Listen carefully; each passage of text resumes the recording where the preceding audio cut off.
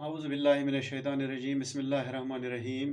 प्यारे बच्चों और बच्चियों, मैं आज 8th क्लास की केमिस्ट्री से आपके लिए टॉपिक लाया हूँ। कंबस्शन एंड फ्लेम इसका नाम है। तो आइए हम शुरू करते हैं अपना टॉपिक कंबस्शन एंड फ्लेम। प्यारे बच्चों, हम अपने घरों में वाकिफ़ हैं, हम फ्यूल्स का इस्तेमाल करते हैं। हमें ये भी मालूम है हम किस मकसद के लिए, किस पर्पज़ के लिए इनका इस्तेमाल करते हैं। आपको ये भी मालूम होगा प्यारे बच्चों कि हम इंडस्ट्रीज़ में या ऑटोमोबाइल्स को चलाने के लिए भी फ्यूल्स का इस्तेमाल करते हैं। हमें मुख्तलिफ किस्म के फ्यूल्स के नाम भी मालूम हैं। हमें मालूम है कि पुराने ज़माने में लोग कावडंग का ज़्यादा इस्तेमाल करते थे, लेकिन आजकल उसका चलन बहुत कम है। इसी तरह पुराने ज़माने से लेकर आज तक जो प्राइमरी फ्यूल था वो था वुड, या जो एग्रीकल्चरल वेस्ट्स निकलते थे उसका इस्तेमाल होता था। लेकिन आजकल के ज़माने में सारी चीज़ों को रिप्लेस किया है एक ही फ्यूल ने, इसको बोलते हैं एलपीजी। इसी तरह कोल का भी इस्तेमाल किया जाता था। पुराने ज़माने में ज़्यादातर इसको इस्तेमाल किया जाता था ट्रेन को चलाने के लिए, या इंडस्ट्रीज़, बड़ी बड़ी इंडस्ट्रीज़ को चलाने के लिए, या पावर जनरेट करने के लिए। आजकल उसका चलन भी बहुत कम है। चारकोल का भी इस्तेमाल पहले किया जाता था, लेकिन आजकल उसका भी चलन कम है। आजकल केरोसिन का भी इस्तेमाल घरों में एज फ्यूल बहुत ही कम होता है, लेकिन वो भी एक फ्यूल है। एलपीजी से हम वाकिफ़ हैं, पेट्रोल और डीजल से हम वाकिफ़ हैं, सीएनजी से वाकिफ़ हैं, क्योंकि आजकल जो मॉडर्न किस्म की गाड़ियां, जो व्हीकल्स हैं, उनमें इस फ्यूल का ज़्यादातर चलन है, इसका इस्तेमाल ज़्यादातर होता है। दूसरी बात यह है कि ये क्लीन फ्यूल्स होते हैं, सीएनजी हो या इसी तरह ये नेचुरल गैस, या इसी तरह ये LPG, these are clean fuels, और इसीलिए इनका ज़्यादातर चलन भी है। प्यारे बच्चों, हमें मालूम है कि एक कैंडल जब जलाया जाता है वो किस तरह जलता है, या हमें ये भी मालूम है कि चारकोल का इस्तेमाल किया जाता है, वो जलता कैसे है। उसका फ्लेम नहीं उठता है, लेकिन वो ग्लो करता है। या इसी तरह हम देखते हैं कि कोल जो है वो किस तरह जलता है, वो भी जलता है, लेकिन उसका फ्लेम नहीं बनता है, वो भी ग्लो करता है। यानी कुछ चीज़ें ऐसी ही जो फ्लेम देती हैं, कुछ चीज़ें ऐसी ही जो ग्लो करती हैं। कंबशन किसे कहते हैं, हम देखेंगे कंबशन किसको कहते हैं, व्हाट इज कंबशन। प्यारे बच्चों, हमें मालूम है अपने साइंस की लेबॉर्ट्री में हमने मैग्नीशियम रिबन का देखा है इस्तेमाल कैसे किया जाता है। उसको जलाया जाता है, अपने लैब में हमने देखा है इसको जलाते हुए। या अगर सिंपली हम बताएंगे, हमने कागज़ को भी जलता हुआ देखा है, वो किस तरह जलता है। अक्सर चीज़ें जो जलती हैं वो जलकर कार्बन डाइऑक्साइड देती हैं, हीट देती हैं और लाइट देती हैं। तो ये किसको बोलेंगे, जलना किसको बोलेंगे, कंबशन किसको बोलेंगे। तो प्यारे बच्चों, ये एक ऐसी प्रोसेस है, in fact this is a chemical process, ये केमिकल प्रोसेस है जिसमें जलने वाली चीज़, अक्सर जो जलने वाली चीज़ है वो है फ्यूल। ये हवा में मौजूद ऑक्सीजन के साथ मिलकर रिएक्शन करके हमें हीट देती है, लाइट देती है और स्मोक देती है। स्मोक जो होती है इसमें कार्बन डाइऑक्साइड होती है और दूसरे गैसेस होते हैं। इसके अलावा इसमें अनबर्न्ड कार्बन के पार्टिकल्स भी होते हैं, उसमें ऐश भी होता है। तो इस प्रोसेस को हम बोलते हैं कंबशन। तो कंबशन जो है, what is combustion? A chemical process in which substances react with oxygen to give out heat and light. A chemical process in which substances react with oxygen to give out heat and light. ये ऐसा chemical process है जिसमें कोई भी substance, जलने वाली substance या fuel, जब ऑक्सीजन के साथ मिलती है, रिएक्शन करती है, तो हमें देती है हीट एंड लाइट। इसको बोलते हैं हम कंबशन। तो ये कंबशन की डेफिनेशन है। ये जलने वाली चीज़ जो मैंने अभी बोली आपको, या फ्यूल, ये क्या होती है? वो चीज़ें जो जलती हैं या जो ऑक्सीजन के साथ रिएक्ट करके हीट देती हैं और लाइट देती हैं, इन सबस्टेंसेस को हम बोलते हैं दीज आर फ्यूल्स, या इनको बोलते हैं हम कंबस्टिबल सबस्टेंसेस। कंबस्टिबल सबस्टेंसेस हों या फ्यूल्स हों, ये सॉलिड भी होते हैं, ये लिक्विड भी होते हैं, ये गैस भी होते हैं। जब ये जलते हैं तो ये फ्लेम भी पैदा करते हैं। इसके अलावा कुछ ऐसी भी हैं जो हमें क्या देती हैं, जो ग्लोइंग देते हैं, जो चमक देते हैं। मैग्नीशियम रिबन जो है या चारकोल जो है, वुड है, पेपर है, कोल है, all these substances are combustible substances. इनको बोलते हैं कंबस्टेबल सबस्टेंसेस। प्यारे बच्चों, अभी आपको पता चला कि जो चीज़ जलती है, जलने का मतलब है कि ऑक्सीजन के साथ मिलकर यह हमें देती है हीट, यानी एक किस्म की एनर्जी देती है। हम गुज़ा खाते हैं, हम भी गुज़ा खाते हैं। इसको अक्सर बोला जाता है कि ये हमारे जिस्म के लिए फ्यूल है। तो क्या हम भी फ्यूल खाते हैं?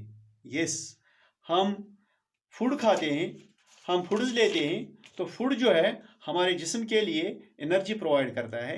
यही एनर्जी जो है जिस्म के डिफरेंट जो प्रोसेसेस हैं, जिनको हम लाइफ प्रोसेस बोलते हैं, तो लाइफ प्रोसेस के लिए हमें एनर्जी पैदा करते हैं। जो गुज़ा हम खाते हैं ये मेटाबोलाइज हो जाता है, इसमें टूट फूट हो जाती है, ये कॉम्प्लेक्स फूड होता है, ये सिंपलर वन में तब्दील होकर ये फिर डाइजेस्ट होता है। डाइजेस्ट होने के बाद हमारी हर एक सेल में पहुंचकर ऑक्सीजन के साथ मिलकर इससे एनर्जी निकलती है। खैर, ये बॉटनी, ये बायोलॉजी का टॉपिक है, जूलॉजी का टॉपिक है, इसको हम यहाँ टच नहीं करते हैं। तो हम बाहर निकलते हैं धूप में, वहाँ भी हमें हीट मिलती है, वहाँ हम लाइट देखते हैं। तो सूरज की हीट से और लाइट से हम वाकिफ़ हैं, लेकिन वहाँ पर एक अलग किस्म की प्रोसेस होती है जिससे हीट और लाइट पैदा होती है, उसको बोलते हैं न्यूक्लियर रिएक्शन।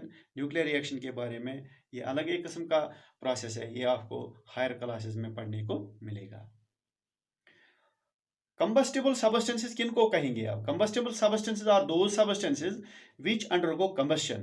कंबस्टेबल सबस्टेंसेस हम उन चीजों को बोलेंगे जो वो सबस्टेंसेस जो कंबस्शन करते हैं या जिनकी कंबस्शन होती है। नॉन कंबस्टेबल सबस्टेंसेस वो सबस्टेंसेस हैं जो जलने के काबिल नहीं होते या जलते नहीं हैं या जिनकी कंबस्शन नहीं हो जाती है। तो कंबस्टेबल नॉन कंबस्टेबल सबस्टेंसेस में हम एक लिस्ट बना सकते हैं जिसमें हम कुछ ऐसी चीज़ें लिख सकते हैं जो जलते हैं। For example, we have wood, we have kerosene, we have diesel, they are combustible substances. On the other hand, we have brick, we have stone, तो these substances, या we have glass, these substances do not catch fire, hence they are non-combustible substances। देखिए, combustion तो समझ में आ गया हो शायद आपको। अब देखते हैं वो कौन सी कंडीशंस हैं जो कंबस्शन के लिए ज़रूरी हैं, यानी आग जलने के लिए, आग जलाने के लिए कौन सी कंडीशन ज़रूरी हैं। तो first one is air is necessary for combustion. Air में एक चीज़ होती है दैट इज ऑक्सीजन, ये हमें मालूम है। तो oxygen is necessary for combustion. हमने पहले ही बताया जो चीज़ ऑक्सीजन के साथ मिलती है तो रिएक्ट करती है, हमें देती है heat and light, heat and light. तो इसको बोलते हैं कंबस्शन, यानी इसमें ऑक्सीजन का होना ज़रूरी है। यानी ऑक्सीजन जो एयर में मौजूद है एक प्री रिक्विजिट है, ये एक बुनियादी चीज़ है। इसके बगैर कंबस्शन नामुमकिन है, इसके बगैर कंबस्शन हम नहीं कर सकते हैं। इसके लिए हम एक प्रैक्टिकल कर सकते हैं। ये प्रैक्टिकल बहुत ही आसान प्रैक्टिकल है, उतना मुश्किल भी नहीं है। हम एक प्लास्टिक का एक जार ला सकते हैं जो ऊपर से भी कटा हुआ हो, नीचे से भी कटा हुआ हो। तो उस जार में क्या करेंगे, उस जार को एक मोमबत्ती जो है, एक मोमबत्ती लानी है। इस मोमबत्ती को जलाना है, इस कैंडल को जलाना है, ऊपर से इस जार को ढक के रखना है। जब हम इस जार को ढक के रखेंगे, नीचे से कुछ स्प्लिंटर्स रखेंगे, हम कुछ स्प्लिंटर्स ऑफ वुड रखेंगे ताकि ये जो जार है ये थोड़ा बहुत ऊपर रहे। जब ये ऊपर रहेगा तो आप देखोगे नीचे से ऑक्सीजन या एयर की सप्लाई जाती रहेगी, ये जो कैंडल है ये आसानी के साथ जलता रहेगा। अब दूसरी कंडीशन हम करेंगे, ये जो स्प्लिंटर्स ऑफ वुड थे, नीचे जो स्प्लिंटर्स हमने रखे, इसको निकाल देंगे। तो जार जो है, गिलास का जार हो या प्लास्टिक का जार हो, वो बिल्कुल नीचे बैठेगा। जब वो नीचे बैठेगा तो आप देखोगे कि ये जो कैंडल है, जब कैंडल जलता है इसमें फ्लिकरिंग हो जाती है, यानी इसमें टिमटिमाहट हो जाती है। तो टिमटिमाहट के साथ साथ इसमें एक धुआं भी उठता है और इसका फ्लेम जो है वो जर्द रंग का हो जाता है। तो टिमटिमाहट हो जाती है, इसमें धुआं चढ़ता है। तो धुआं इस बात का सबूत है कि कंप्लीट कंबशन नहीं बल्कि इनकम्प्लीट कंबशन हो रही है। तो इनकम्प्लीट कंबशन के नतीजे में धुआं पैदा होता है। अब तीसरी कंडीशन हमें ये करनी है, ये जो जार है इसको ऊपर से किसी चीज से, किसी गिलास के ढक्कन से ऊपर से बंद करना है। जो ही हम गिलास का ढक्कन इसके ऊपर रखते हैं, हम देखते हैं कि ये जो कैंडल जलता था ये खुद ब खुद टर्न ऑफ हो जाएगा, ये बंद हो जाएगा। तो ऑक्सीजन की सप्लाई कट हो गई, कैंडल खुद ब खुद बुझ गया। इससे यह नतीजा निकलता है कि जलने के लिए ऑक्सीजन का होना या हवा का होना जरूरी है। तो हवा के बगैर हम या ऑक्सीजन के बगैर हम कंबशन नहीं कर सकते हैं। कंबशन के लिए ऑक्सीजन का होना जरूरी है।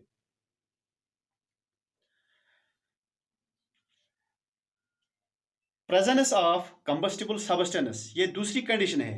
एयर के बाद कंबस्टिबल सबस्टेंस।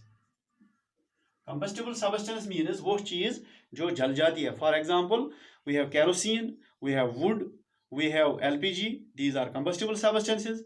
तो कंबस्टिबल सबस्टेंस का होना जरूरी है, यानी लकड़ी को हम आग लगा सकते हैं, लकड़ी जलती है। इसी तरह हम अपने जो हमारे घर में जो केरोसिन का स्टोव होता है, केरोसिन जब तक उसमें होती है तब तक वो चलती है। अगर हम उसमें केरोसिन के बदले उसमें पानी डाल देंगे, क्या वो केरोसिन का जो स्टोव है वो हमें जलेगा, वो हमें हीट देगा? नहीं, क्योंकि जो वाटर है वो कंबस्टिबल है नहीं, वो नहीं है कंबस्टिबल, इसलिए वो नहीं जलता है।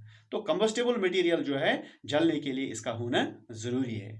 तीसरी कंडीशन, ये दो कंडीशन जो है, इसके बाद तीसरी condition ignition temperature. Ignition temperature,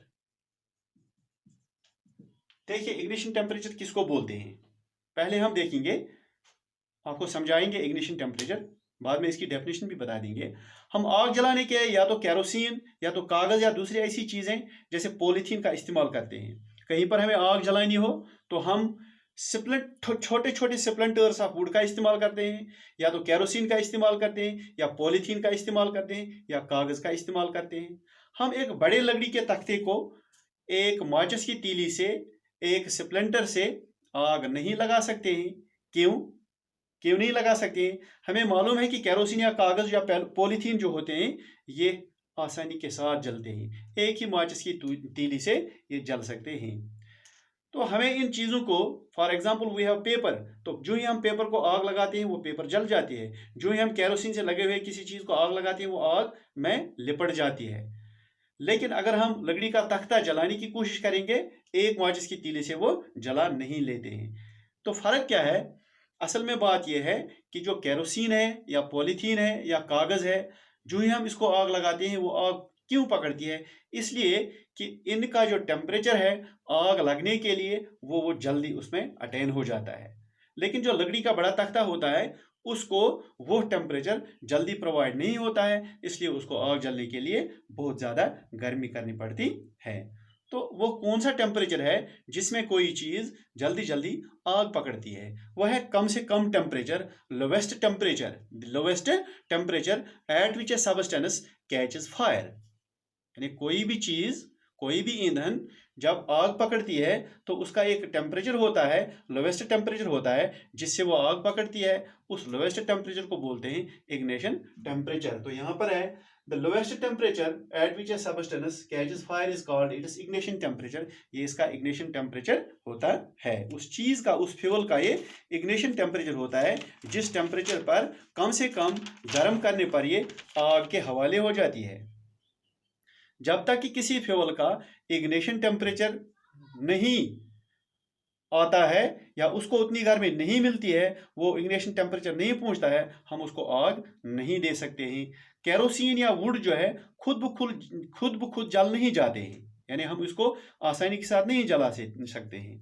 kerosene को थोड़ा गर्म करो वो जलता है, लेकिन लकड़ी को इतना गर्म करो, जितना केरोसिन को गर्म करो वो आग नहीं पकड़ती है, उस लकड़ी को उससे ज्यादा गर्म करना पड़ता है।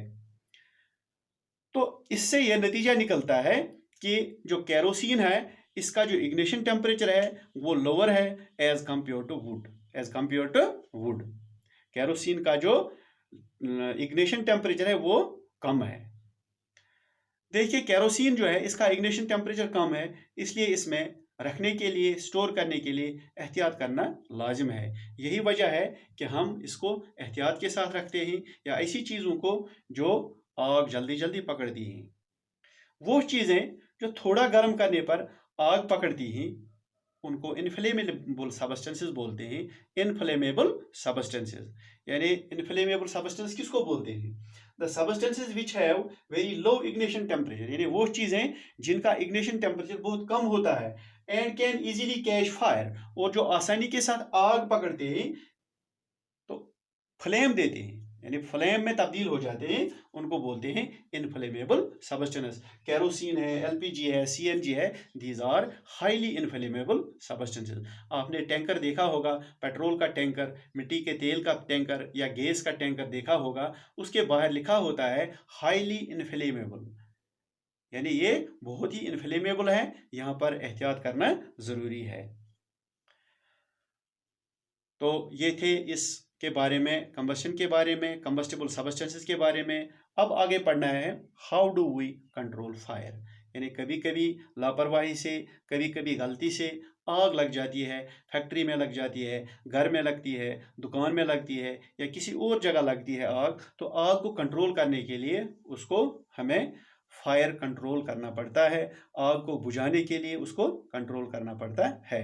तो हमारे पास गवर्नमेंट ने एक सुविधा रखी होती है, एक सहूलियत रखी होती है, इसको बोलते हैं फायर सर्विस। तो हमें चाहिए कि फायर सर्विस का नंबर हर वक्त अपने पास रखें, किसी भी मजबूरी की हालत में, किसी भी परेशानी की हालत में उनके साथ तुरंत राब्ता करके उनको अपने पास बुलाकर आग को कंट्रोल में ला सकते हैं। देखिए जो ही फायर ब्रिगेड की गाड़ी आती है, जो ही फायर सर्विस से गाड़ी आती है, फायर ब्रिगेड की गाड़ी आती है, तो वो आग पर पानी की बौछार करती है, यानी वो पानी की बौछार करती है, इससे इसका इग्निशन टेम्परेचर कम हो जाता है, यानी इसका इग्निशन, जो आग लगी होती है, इसका इग्निशन टेम्परेचर कम हो जाता है, वो आग में काबू पाया जा सकता है। पानी में जो बुखारात होते हैं वो इस आग को पूरी तरह से लपेट लेते हैं, वो पूरी तरह से कवर करते हैं। इससे क्या हो जाता है, ऑक्सीजन की सप्लाई भी कट हो जाती है। ऑक्सीजन की सप्लाई कट होने के बाद आग पर काबू पाया जा सकता है।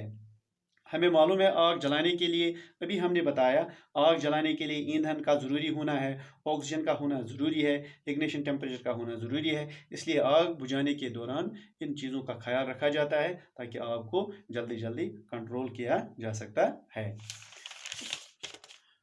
जब कोई मकान या दुकान या फैक्ट्री को आग लगती है तो ईंधन को हम अलग नहीं कर सकते हैं, यानी एक पूरा मकान जब जलता है, पूरी फैक्ट्री जब जलती है, पूरा जो अपार्टमेंट जलता है, उसमें जो फ्यूल होता है, फ्यूल को हम अलग नहीं कर सकते हैं, क्योंकि जो पूरी फैक्ट्री होती है वो एक्ट करती है एज फ्यूल, पूरा मकान जो है वो एक्ट करता है एज फ्यूल, इसलिए हम फ्यूल को अलग नहीं कर सकते। इसलिए जो बाकी दो चीज़ें हैं जो जलने के लिए ज़रूरी हैं, इनको हम अलग कर सकते हैं। इग्निशन टेम्परेचर कम कर सकते हैं या ऑक्सीजन की सप्लाई कट कर सकते हैं। तो यही तरीका है हम आग बुझाने के लिए इस्तेमाल करते हैं।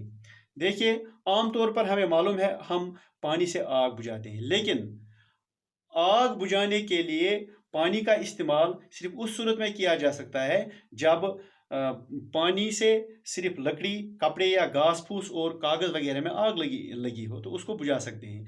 अगर आग बिजली के सामान में लगी हो तो आग को उस टाइम पानी के ज़रिए से बुझाना बहुत ही नुकसानदेह होता है, क्योंकि पानी जो है इसमें करंट चलती है उस टाइम, तो आग बुझाने वाले अमले को उस टाइम खतरा होता है।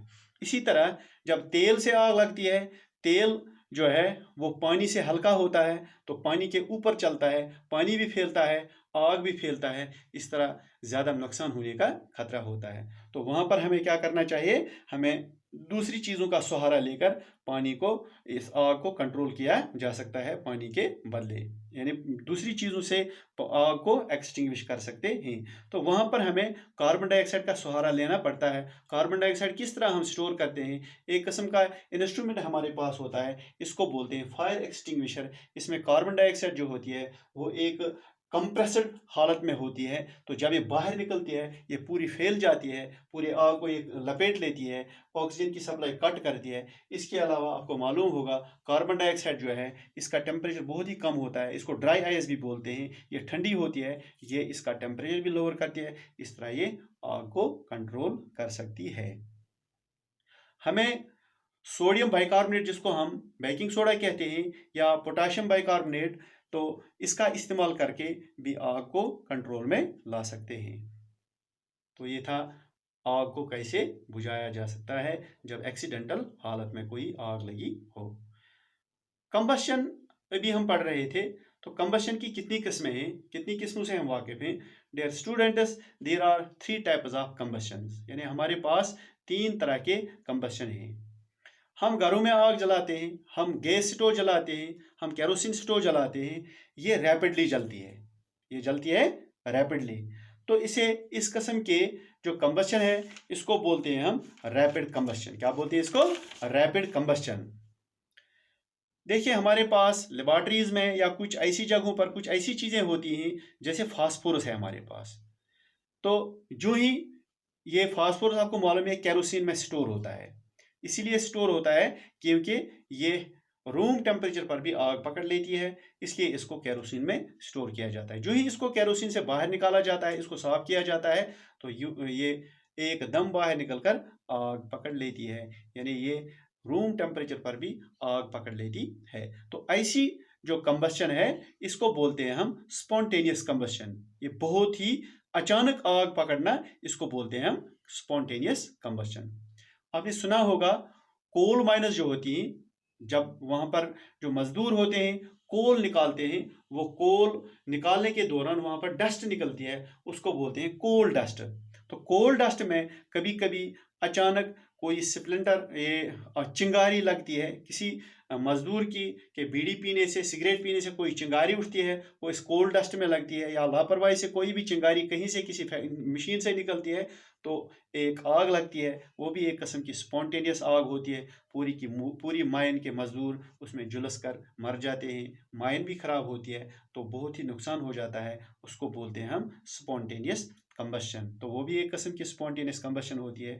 जंगलों में भी आग लगती है, वो भी एक किस्म की स्पॉन्टेनियस कंबशन होती है। जंगलों में आग अक्सर लगती है जब बहुत गर्मी होती है, सूखा पड़ता है, तो स्पॉन्टेनियस कंबशन की कसम आग वहाँ पर दिखाई देती है। इसी तरह हमारे कश्मीर के जंगलों में हम देखते हैं, सर्दियों के मौसम में यहाँ के लोग चारकोल बनाते हैं कांगड़ियों में इस्तेमाल करने के लिए। तो चारकोल बनाने के दौरान वो एहतियात नहीं बरतते हैं, तो बेएहतियाती की वजह से पूरे के पूरे जंगल में आग लग जाती है। हमें चाहिए कि इस किस्म की प्रैक्टिस से परहेज करें। जहाँ पर भी ये हो जाए, इस किस्म की प्रैक्टिस से बचें, क्योंकि जो जंगलात हैं वो हमारा कौमी सरमाया है, वो हमारी बहुत ही अच्छी एसेट है। तो ये थे 2 किस्म कंबशन के, एक था रैपिड कंबशन, दूसरा था स्पॉन्टेनियस कंबशन। प्यारे बच्चों, हमने अक्सर पटाखों का इस्तेमाल किया होगा। हम पटाखे छोड़ते हैं, तो पटाखा जो होता है, इसमें भी एक किस्म की कंबशन होती है। वो कंबशन जो है, वो धमाके की सूरत में, यानी एक एक्सप्लोजन की सूरत में दिखाई देती है। इससे बहुत ज़्यादा खौफनाक आवाज़ के साथ साथ हीट भी निकलती है और लाइट भी निकलती है, बहुत तेज़ चकाचौंध लाइट निकलती है। तो इस किस्म की जो कंबशन है, ये कंबशन एक रिएक्शन की वजह से होती है। तो ये कंबशन जो है, ये कंबशन है। तो इस किस्म की कंबशन को हम बोलते हैं एक्सप्लोजन। तो दीज 3 टाइप्स ऑफ कंबशन जो हमने पढ़े हैं, rapid combustion, spontaneous combustion and explosion. तो ये था आज का टॉपिक। जो thank you for watching my video.